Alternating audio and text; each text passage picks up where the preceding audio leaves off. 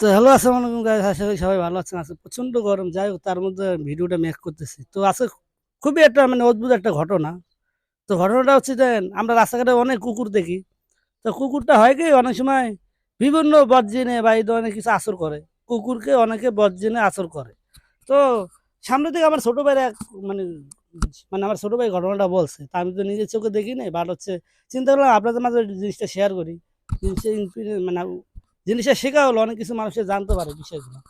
তো কুকুরটা হচ্ছে, তো বলে কি যে বলে টাইনা ধরছে। তো আমার ছোট ভাই দেখলো, দেখার পরে সে দেখে যে পিছনে থেকে কুকুরের এই হাত পা টাইনা ধরছে, বাট হচ্ছে টানার পরে সে আর মানে সামনের দিকে অগ্রসর হতে পারে না।